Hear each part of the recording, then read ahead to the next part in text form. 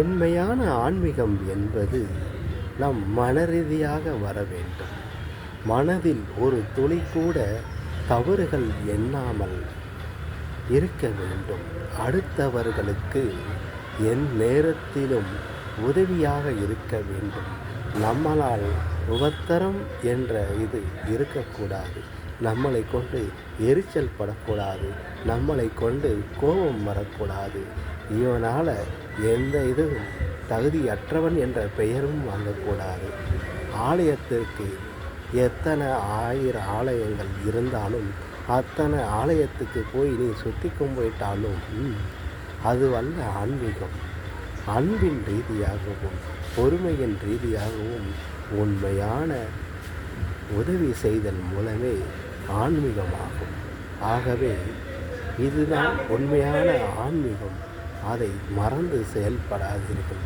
தீங்கி நினைப்பவர்கள் ஆன்மீகத்திற்குள் வர முடியாது. தீமையை தீர்ப்பவர்களாகவும் அநீதிகளை ஒரு நாளும் ஏற்க முடியாத அளவுக்கு இருக்க வேண்டும். அந்த அளவுக்கு எல்லளவும் நாம் பிறருக்கு கெடுதல் நினைக்கக்கூடாது. இதுவே நமது மனசாட்சிக்கு உண்மையான மனசாட்சி என்பதுதான் ஆன்மீகம். அந்த ஆன்மீகத்தில் இறங்குகிறவர்கள்தான் சித்தர்கள், மனித ரீதியான தெய்வங்களாகிறார்கள். ஆகவே இவர்கள்தான் ஆன்மீகவாதிகள் என்று கூறுகிறேன். நன்றி, வணக்கம். ஆன்மீகத்தை தொடருவோம், தொட்டு பார்ப்போம். அதற்கு இத்தனை உணர்வுகள் வேண்டும். முதலில் இதை கற்றுக்கொண்ட பிறகே நாம் ஆன்மீகத்தில் இறங்க முடியும். ஆன்மீகம் என்பது மலை போன்றது.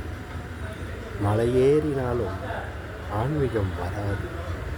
அந்த அளவுக்கு நம் உடலை தியான ரீதியாகவும் மன ரீதியாகவும் நாம் மாற்றி அமைக்க வேண்டும்.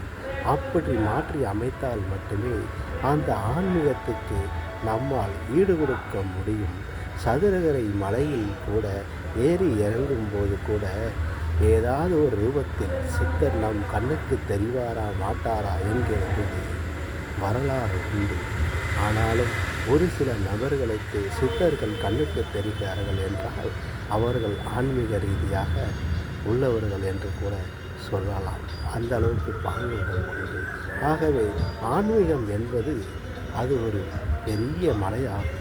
அதை நாம் எளிதில் உணர முடியாது. கஷ்டப்பட்டுத்தான் உணர வேண்டும். கஷ்டம் என்பது சுமைகளை தூக்கி அல்ல, மன ரீதியான நம் பிரச்சனைகளை எடுத்து வைத்து விட்டு பிறகு நாம் செவி சாய்க்க வேண்டும் மன ரீதியாக. நன்றி.